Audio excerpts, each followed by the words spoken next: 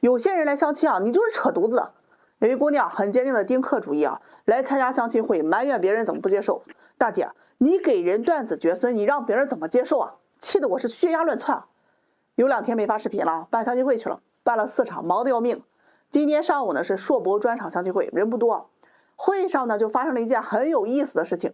有一个女孩子今年28岁啊，身材高挑，很好看，就长得特别像那个高圆圆，是一个女医生。相亲会上面就有3位男士就特别喜欢她，跟她表白啊。有一个男士啊就很高，但是很瘦，这个女孩她不太喜欢瘦的，就拒绝了。还有2位男士啊，这姑娘觉得还行，一位是牙科医生啊，共同话题比较多；另一位呢是公务员，这工作好，人也挺帅，同岁的。1号男嘉宾就比较浪漫啊，喜欢画大饼，有点像那个《非诚勿扰》那种场面，跟姑娘说呀，见你的第一眼我就爱上了你，此生非你不娶。我不知道为什么喜欢你，就像我无法描述水是什么味道，但是我知道我需要你，就像我需要水一样。哎呀，你听人这表白词啊，听的人是麻酥酥的呀。2号男嘉宾啊就比较务实一点，说自己会做饭，会打扫卫生，会疼人，会照顾人。你开心我就陪你啊，你不开心啊我就安慰你。你要不说你是来相亲的，哥们儿，我都以为你是来应聘养老院的呀。这姑娘听完了，哎呀，特别纠结啊。2位男士都挺好的呀，她就很想问一个问题，2位男士就争先恐后，特别期待。这姑娘酝酿了一下啊，来了句：“我这辈子不生孩子，你们接受吗？”真的那一瞬间，现场是哑口无言啊！我呀，又吃惊又纳闷啊！你这是要丁克吗？他拿着话筒说：“对，我要丁克。我不喜欢孩子，我也不喜欢照顾孩子。在医院工作，这看了太多的生死离别，我也不希望我的人生太累。”还没等他说完，这1号男嘉宾啊就插话说：“不好意思，我接受不了。在我看来呀，有孩子才算完美，这丁克就是自私。”转身呢就走了。这姑娘当时就挺失落呀，转身呢这望向2号男嘉宾，她是很期待2号能够认可她的。这位男士就本着渡人渡己的精神，先劝他，你可以先过2人世界，后面再考虑孩子嘛。这孩子是希望生孩子人生才算完美，不生孩子现在舒服，老了会后悔的呀。结果这句话人女方听了直接很有意见啊，表示生不生那是自己的意愿，想生就生，不想生就不生，互相尊重就好了，你不需要来劝我。行了，2号嘉宾啊，看自己说不通啊，他就不接受这样的人生观，转身就退场。女孩子有点懵了啊，而且还有点失落。散会的时候呢，这姑娘就找我，她说特别想不明白啊，喜欢我不应该包容我的想法吗？听得我也是特别无语啊，妹妹，你是丁克呀，你要给人断子绝孙的呀。我问她你是真想丁克还是暂时的？她说是真的想，她觉得孩子是负担，生出来自己又抚养不好，她觉得有罪，她也不希望自己的人生啊过得太辛苦。哎呀，姑娘，我也挺认同你的想法，我觉得你想法很好，活着终究是为自己负责，只要不是一时的情绪输出啊，那啥决定都是你的事儿。但你丁克，你不能强迫去喜欢你的人接受你的观点吧？你可以找个愿意丁克的人再谈感情啊，但是你不能找个不想丁克的，就因为爱你，所以你要人家丁克。哎呀，这事就反了。就好像你想找个有车有房年入几百万的，没问题，但你需要找到已经有这个条件的人去爱你，愿意娶你，而不是你跟穷小子谈恋爱了，你就逼着他去给你买车买房，再给你几百万，这是一样的。就这样式的，谈了一半啊，爱你爱的死去活来了。哎呀妈呀，你跟人说要丁克，给人断子绝孙呀，人家祖宗啊都得刨坟爬出来找你算账，是这个理不？我跟你们讲啊，我特别不喜欢相亲圈里面吃回头草这个行为，因为想吃回头草的人不是喜欢，不是心甘情愿，而是相了一圈啊，权衡利弊之后的选择。这种感情啊，就让人有点食之无味，弃之可惜，不分男女啊，很让人讨厌。有一个女孩子今年30岁了，2年前给她介绍一个对象，那男士条件我瞅着还可以啊，26、7岁，哎呀，长得我瞅着也挺帅啊，重点本科学历，独生子，年薪在10万了。因为刚工作没几年，不确定在哪里定居啊，就没有买车房。这姑娘就去见了呀，很喜欢这个男孩子，我就问她，要是觉得2人合得来呀，可以先交往一段时间看看。这女孩子就支支吾吾的跟我说呀，条件是不错，但是啊，这没车没房的让人很难接受。我说人家才毕业几年呀，没有车房那很正常的。你们要是感情好啊，这买车买房的事情，你也可以跟男方去商量买在哪里，这多好呀。这姑娘听了啊，就特别不愿意啊，很理性的给我分析说，不要相信一个人的话，看不见的东西永远都是在画大饼。你说他没车没房，谈了感情，他又不买车房了怎么办？那个时候分手多伤人啊。他想了想还是给拒绝了啊，说男士啊确实条件很好，哎呀就是没车没房有点可惜，他还是不能接受。他又让我给介绍一些有车有房条件还不错的啊。反正啊，最后咱也不能强人所难吧，我就给回绝这个男士。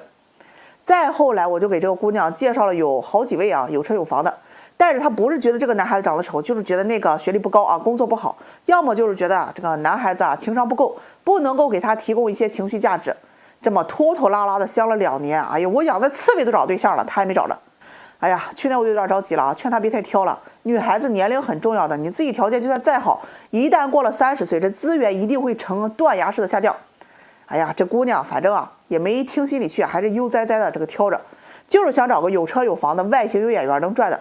好了，这一晃啊，今年30岁了，很多同龄条件好的这个男士啊，一听他年龄就不愿意认识了，条件差一点的他也看不上，他自己就开始特别焦虑。去年之前每个月都能相个1、2个，现在啊这半年才能相1个，还远远比不上之前的拒绝的那些。哎呀，他心里就特别不舒服啊，落差感太大了嘛，也后悔当初啊，你看看选哪一个都比现在这些要好啊。昨天我不出差了嘛，突然给我打电话说之前那个男士啊，就是条件很好，可惜没车没房那位，可以再认识一下。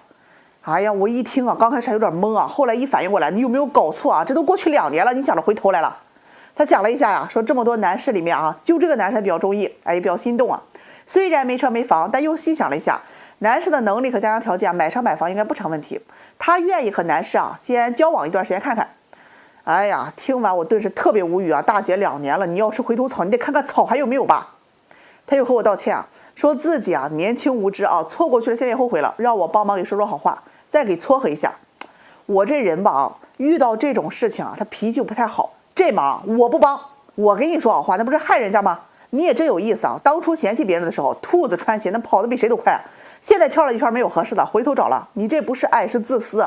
哎呀，娶你坟头都得冒烟，那祖宗得气出来。我跟你们讲啊，凡是啊相亲过后吃回头草的，不论男女，慎重考虑。哎呀，你就别做梦了啊！人家能看上你了，那是相了一圈，觉得你条件还行，来找替补了。这要哪天再找到好的了，又得把你给踹了。下期视频给你们讲一个啊吃回头草又被甩的事儿。我突然想起来的，相亲不易啊，且行且珍惜吧。今天给你们说个有意思的事情啊，可把我给笑坏了。昨天给一对男女相亲牵线啊，哎呀，那见面过程啊，真的是曲折又离奇，生气又好笑。女方93年的开了服装店啊，男方94年的开了个麻辣烫店，两人这工作也算缘分。给他俩牵线啊，是互相先看过对方的资料和照片的。男方呢是没啥意见，这女方就有点觉得对方配不上啊，但又觉得自己年龄大了，哎呀，将就吧。两个人就约在昨晚一起吃个羊肉火锅呀。这姑娘人一开始啊挺明事理的啊，主动提出啊没确认关系，所有的开销都要 AA 的。从这点啊，这男士非常感动，一听啊就是个好姑娘，于是啊主动提出要去接送这个姑娘。这昨天晚上7点多啊，这男士就接着姑娘嘛接到了。这两人刚见面啊，就有点网友见面的意思。现实啊肯定是相当残酷啊。男士又觉得，哎呀，这女方这照片和本人差距有点大呀，他就问这姑娘啊，你这是多久前的照片呀？现在看着人是富态了一圈。姑娘一听啊，心生不满啊，说我只是稍加美颜了一下，但我朋友都说啊，我比照片好看的多了。哎呀，男士听完啊，自己在心里就权衡利弊了一下。哎呀，相了这么多年啊，相了一大圈了，别人都嫌弃自己，也没谈个。哎呀，算了，不挑了，就这姑娘吧。人这姑娘对男方也略有不满，你这资料身高和实际也不相符吧？资料写了178，看着有170啊。男士说呀，哎呀，我实际净身高175，穿鞋垫就有178了。这男人他不显高而已。人家姑娘这心里也权衡了一下，算了，自己年龄都这么大了，谈了这么多年也没遇着合适的，哎，这个也凑合凑合谈谈吧。就这么两个人互相心里嘀咕啊，去了饭店。哎，这羊肉火锅啊，这前期等的时间就比较长，这两人就不好意思呀，刚见面都尴尬。哎呀，心里各自就打着各自的算盘，抓着脑袋到处找话题聊啊，个人兴趣啊，这个爱好等等之类，聊得还行。后面饭也好，两人是边吃边聊啊。都说这相亲啊得聊3观。男士就问了姑娘一个问题啊，你对人生有什么规划，有什么梦想吗？这姑娘听完呀，还寻思了片刻，这莫不是到了中国好声音现场了，就回了句啊，想当家庭主妇，觉得男人赚钱养家，她负责貌美如花，这就是她的梦想。男士这一听啊，差点没给呛着呀，心里多少不愿意啊。我干啥呀？我要辛苦赚钱，要你乱花呀。然后就跟那姑娘表达呀，你看我们现在都这个年龄了，结婚过日子更加务实一点，柴米油盐孩子上学开销太大了，这貌美如花不得花钱呀。现在这赚的都赶不上物价涨的，太辛苦了。哎呀，姑娘听完啊，心里也不愿意。这男人的钱在哪里，他的心就在哪里。格局要放大，只有女人在家里安稳，生活才会安逸，工作才会顺心，这赚的才会多啊。男生一听啊，不服啊，你这不傻子呢？没钱咋安逸咋安稳？气得这姑娘啊，筷子一扔，多少有点意见。男士一看这情况，赶紧哄啊，就说自己说话也太直了，但老实男人都这样。就这么两个人互相忍着吃完饭啊，饭后啊，男士就主动提出要看电影，这姑娘还生气啊，不去，要回家。男士一看，那行吧，那就送回去吧。这姑娘又一听，哼，我说送你就送啊，你也不用这么直吧。男士就摸不着头脑哈，想不清楚啊，那这送还是不送啊？姑娘就挺生气啊，那你就送呗。行了啊，男士就开车送她回去啊。这回去的路上呀，可能吃羊肉喝饮料肚子不太舒服，就咕噜咕噜，声音比较大。这姑娘一听啊，又有意见了，觉得特别的不雅，越担心什么就越来啊。结果这男士没忍住，就噗的几声放出来了。姑娘很是生气，说男士啊，这没格局没眼界，心眼还小，把男士给气的也不憋了哈，连续噗了好几个，说我这拉屎放屁的天经地义，和你相亲咋我得憋死啊！哎呀，把这姑娘给气的啊，就让赶紧停车下车呀。女方走之后啊，这男士就给她打电话要饭钱，这姑娘很是生气啊，说自己被侮辱了，不给饭钱，把男人气的呀喊我理论。相亲大家都互相理解一下，成不了恋人也别成仇人。我不经常说嘛，忍一时风平浪静，退一步乳腺增生啊。相亲可有意思了啊，真的是相爱相杀。我下会儿再给你们讲，哎呀，可多有意思的事情了。昨天晚上啊，我们征婚群里炸了锅了呀！有一个女士在征婚群里发聊天记录，吐槽自己让一个男士给骗了。哎呀，我那第一瞬间啊，是觉得是被骗钱了还是骗人了呀？作为群主啊，再赶紧问问发生什么事情，我就联系那个姑娘。后来啊，算是问明白了。这大上个周啊，有一个男士32岁啊，条件不错，自己开了一个小厂子，一年在30-50万。这姑娘呢是31岁啊，做会计的。哎呀，姑娘一看啊，这条件挺好啊，觉得特别喜欢，就表现出来很积极。两个人在上周啊是第一次见面，互相印象都不错，进展也比较快，这聊天啊话题都会比较暧昧一些。很快啊，这上周末又约了又见了第二面。这两天不是圣诞节和平安夜嘛，这姑娘一闺蜜就收到了一个大手镯子啊，就在朋友圈里晒呀，感谢天感谢地感谢她那个大手镯子呢。这姑娘就截图给这男士啊，说了句我也想要一个。男士看到这个截图啊，哎呀，估计是愣了半天啊，隔了半个小时才回复，说现在有点贵啊，你元旦再买。这姑娘一听就不愿意了，你这是装聋作哑呀，我这啥意思你看不出来吗？直接就打直球跟他说呀，我想要你给我买个金镯子。男士这会儿一听啊，也不藏着掖着了，直说啊，你看咱俩才见了不到3次面，你跟我要金镯子不太合理吧？这姑娘就说啊，我只是需要有一个安全感，觉得你是爱我的，愿意对我好。男士人家不愿意啊，我们刚认识呢多久啊，你就让我给你买这么贵的礼物，我觉得你很拜金啊，算了，我们俩不合适。这姑娘一听啊，回了，好不容易遇到一个条件不错的，真能让他跑了吗？赶紧委屈的表示啊，我呀不缺钱，我完全有能力自己买，我就是想看一下你对我的态度，我也没想过要，我只是考验你一下罢了。行了，这男士啊顿时悟了，立即答应这姑娘，晚上呀我就带你去买金镯子去。这姑娘一听啊非常开心啊，直夸男士人很好，对待感情很认真。昨晚上下班啊，俩人就去金店了。这姑娘就选了大半天啊，选了一款32克左右的，合计下来啊有2万左右。男士就去收银啊，打包结账很痛快不墨迹，一会儿就付完了。哎呀，这付完之后，男士把这小票给这姑娘看，你看我买完了吧？你能看出我的态度了吧？姑娘很是开心啊，要接过金手镯。哎，男士把手一抽啊，你不是试探我能不能给你买吗？我买完了，这表明我的态度了，但这镯子不能给你，我得送给我妈。这姑娘一听啊就气炸了，就把这些过程还有聊天记录啊就发到征婚群里去了。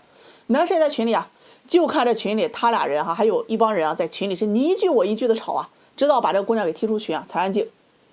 哎呀，这个事情啊，前2天也遇到一个，就是还没见面啊，这个女方先要金镯子，表示你得先给我个态度，如果2人能成啊，这镯子收下，不能成我再退给你。我就纳了闷了，这是年底要收网进年货了吗？在座的各位记住啊，找婚姻候选人，2人之间一定是平等的合作关系，他要考验你，凭什么？上级对下级才有考验一说的，在平等的关系里面，如果说考验，那就是互相对等的，他要考验你，也要考验他呀。在中国，只有党和人民才可以考验你。当他拿态度说事儿，拿通过让你给他送贵重礼物作为来衡量你是否对他好，体现你的价值，这样女人的价值观是有问题的。那当然，如果你能够愿意接受啊，那咱就另当别论。当你去满足他的这项需求之后，你等着吧，后面还有其他各种杂七杂八的需求嘞。别高看自己，你是养不起他的。一个女人呀，值不值得娶回家呀，最基本的准则就是看她会不会把你的钱当钱，能不能愿意给你花她的钱。如果是那种啊，把你的钱不当钱，自己平常都舍不得买的东西，要你给买，这种女人啊，碰都不要碰。现在啊，就可以止损了，养不熟的白眼狼。我给人介绍对象这么多年啊，我就发现一个现象，那些相亲很容易成功的人都有一个共性，就是对自己的认知非常清楚，知道自己想要什么。也很清楚自己适合什么样的人，而且从来都不贪，也不拖泥带水。他们相亲成功啊，这结婚幸福的概率就会很高。反而那些相亲次数很多的，多半都是看感觉、看条件的。但凡超过3次的，相亲次数就会无限的加1。他们在相亲的过程当中就非常纠结喜欢比较，感觉这个条件还行，但是没眼缘；感觉那个呢有感觉，又是条件不行，就非常迷茫。之后就陷入到相亲不合适、相亲不合适的死循环。今天呢，给你们分享一个相亲第一眼就成功的案例这男女双方都是第一次相亲，第一眼就看上了，那到底是一种什么样的神仙感觉？这个男方呢是95年的，做监理的，年薪有个6、7万。女方呢是97年的，开了个快递超市自己干这男方找对象就想找一个农村姑娘，条件不用太好，有一个稳定工作，人品好的就行。女方呢就想找一个有房子的，对她好，工作稳定的就行。这见面当天人姑娘就觉得男方请她吃饭嘛，主动带了一兜子家里种的水果。男士见了肯定很感动那平白一个陌生人对你好，这心里肯定会感激的。这两人吃饭的过程也很愉快，压根就没聊什么车房收入之类的，都是聊聊兴趣爱好喜欢吃什么，还聊了一些对人生的期待、未来的规划。越聊越觉得两人的这个三观很合适，想法也很多都一样。很快这两个人就约着就见了第2次面。这回人男方就给女方买了很多这不常见的水果，让姑娘尝尝鲜嘛算是给第1次的回礼。这姑娘收了很是开心一定要去请这个男士去看电影，觉得礼尚往来那是应该的，没有谁就应该为谁去买单的。慢慢的这两个人就熟悉了。男士呢一有空就去姑娘家的快递超市去帮忙干活。这姑娘呢想请他吃饭，但太忙了就没时间，就给他订外卖，都是些贵的好的。这个男方就觉得给你干活你这一天赚的还不够你给我订饭的。人姑娘可不这么想，觉得你来帮我这是情谊，怎么能用金钱衡量呢？两个人呢就这么认识了有1个多月。男士就鼓起勇气买了束花，约着姑娘去公园去给她表白。人姑娘很开心就直接同意了，也没有什么慢热，也没有什么矜持。男士就问他，你不用再看看其他人吗？答应的这么快，如果有更好的，你不会后悔错过吗？这姑娘很是爽快说我认识你了，我就会好好了解你，不需要跟别人去做什么比较。那我要的是一个跟我三观合适、人品好、有工作的人，你都符合，我为什么要去看别人呢？人男士就说你认识了别人可能会觉得别人更好的。